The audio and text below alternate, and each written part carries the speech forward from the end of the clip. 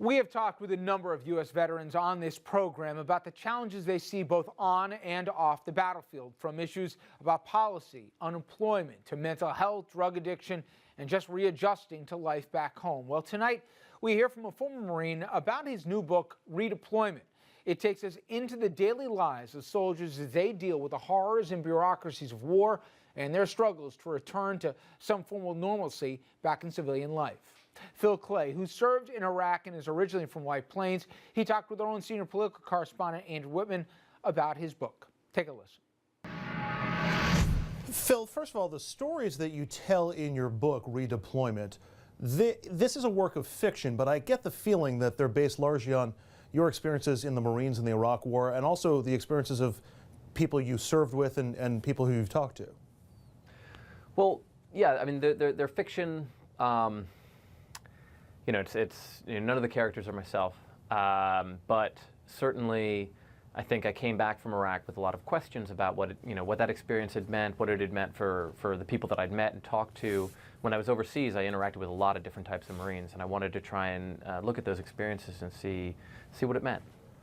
What was your purpose in writing the book? I mean, it sounds like, and it reads like you're trying to explain or give some insight as to what it was like there, but you know, one of your characters even says you can't explain it, what it's like in Iraq to somebody who's not there. Was that why you wrote the book? I think it was, you know, it was to try and think about these questions that became really serious to me.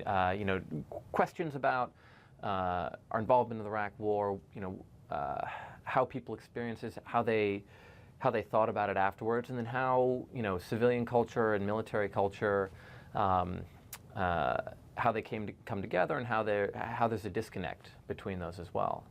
Why do you think that disconnect exists the way that it does? Is it just that life is so much different in a war zone than people who have never experienced that can relate to, or is there something more to it?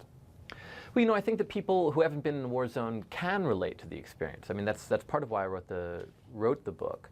But you know, we have such a small percentage of Americans who serve, and the wars have been going on so long. And so I think, you know, certainly for myself in New York, a lot of times I'll meet people, and I'm one of the few veterans that they interact with regularly in the flesh. You know, you come back from Iraq, and people give you this sort of authority to talk about what it was and what it meant. But you know, as I spent time really thinking deeply about these questions and doing research for the book and talking to other veterans, I think a lot of the things that I was very sure about, I became less sure about, and they seemed to be more troubling and complicated questions that I tried to explore in the book. There do seem to be some recurring stories or anecdotes within the stories in Redeployment about soldiers and Marines not necessarily sure of the reason they're there or the specific instructions or orders that they've got in any one particular environment. There's you know, one story of somebody who's talking about IEDs, and boy, it just seems like we go down this road one day so we can come back and almost be targets again. Was that your sense, and is that the sense you think of a lot of people who served in Iraq, that there was almost no tangible direction to some of the things that were being done there? Well, it depends. You know, for my experience, when I was in Anbar province, the violence levels were going down dramatically, right? For the Marine in that story, though, he's in Ramadi in 2006, and it's just incredibly chaotic and violent, and it's very difficult for them to tell, you know, a civilian from an insurgent, because the insurgency is hiding in the population, and you know, he's under a tremendous amount of stress and strain, and that unit has bad leadership, and it was sort of you know, with that story. You know, the characters in that are experiencing a radically different Iraq than what I experienced. When you were in Iraq, what you did, and what happened to you, and the choices that you made, you know, those are going to be different things for each person. And then each person, even within that, they might choose to think about those experiences differently when they get back. You mentioned the stresses and the strains on soldiers, Marines, everyone who served in the Iraq War, or really in any war zone. We hear a lot now about post-traumatic stress disorder and soldiers and Marines who are trying to readjust to civilian life once they return home. Do you think people at home really get a full sense of how jarring an experience like that can be and some of those stresses and strains that you run into on a daily basis?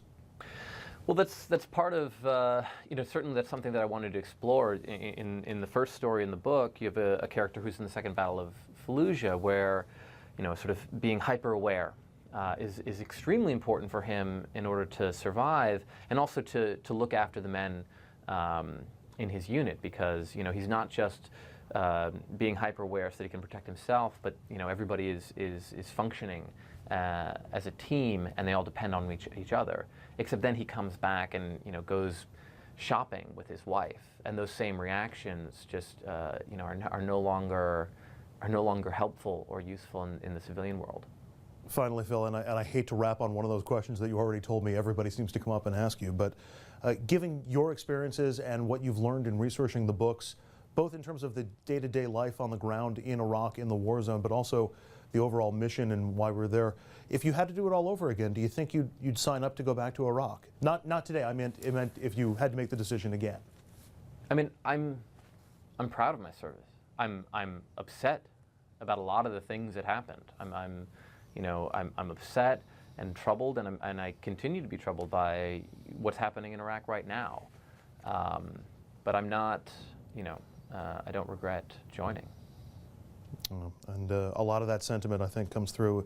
Redeployment is the book. It is by Phil Klay, the author and a Marine veteran of the Iraq War. Phil, thanks so much for a few minutes. Really appreciate it. Thank you. And when we come back, everyone, it is a word that kids say every day, but does the use of the N-word go too far? Well, we're going to talk with a prominent pastor about that very question. He comes from Queens.